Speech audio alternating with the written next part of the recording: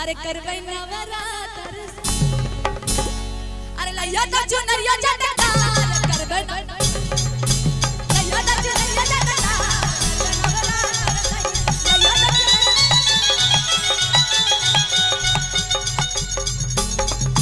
कल सदिया रिया हम सबरिया बिना दियो लगे न बाजार करबै नवरात्र कल सदिया रिया हम सबरिया बिना दियो लगे न बाजार करबै जी हमरा के चुंदरी लाल इतना प्यार करे वाला सैया मिल जाई तो हम तो मर जाई हम तो मर जाई हम तो तर जाई और ऐसा न बर मिले तो छत से कूद जाई आ मिल के कहेंगे ओ लइहा ता चुनरिया चटकदा। सुनिए ना आप लोग डांस कीजिए ना। अभी जो वीडियो बन रहा है वो सब तो YouTube पे मिल ही जाएगा है ना, मिलेगा ना जी? अरे बोला हो YouTube पे मिल ही जाएगा है ना, लेकिन अभी जो डांस मस्ती सब नया मिलेगा। एक बार झूम के अरे लइया ता चुनरिया चटकदा अरे करबै नवरात्र अब मिल के कहेंगे अरे लइया ता चुनरिया चटकदा।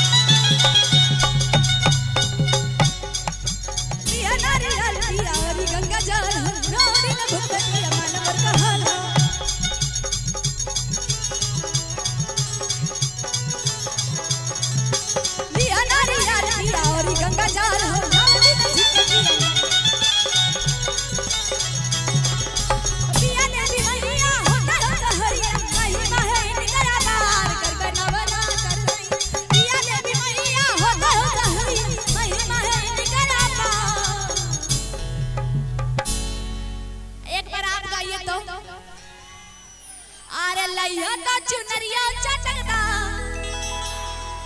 करबै नवा। देखो आवाज नहीं है, डांस करने का ताकत है। डांस एक बार गाइए ऐसे ऐसे ऐसे। हां लइया ता चुनरिया चटकदा करबै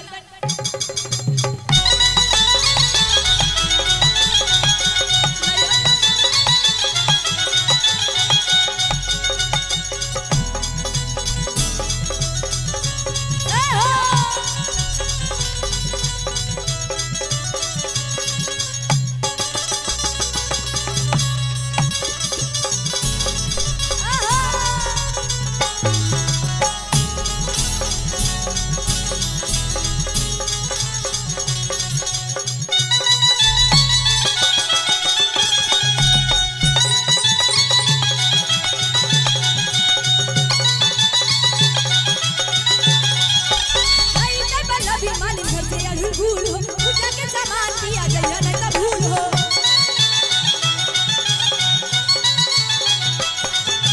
नहीं नहीं बल्लभी मालूम घर से अड़ी भूल हो पूजा के सामान दिया जइया नहीं तो भूल हो। रामे सासिक सैया अभी तक बोलई महिमा है इनकर अपार करबै नवरात्र सई। रामे सासिक सैया अभी तक बोलई इनकर अपार।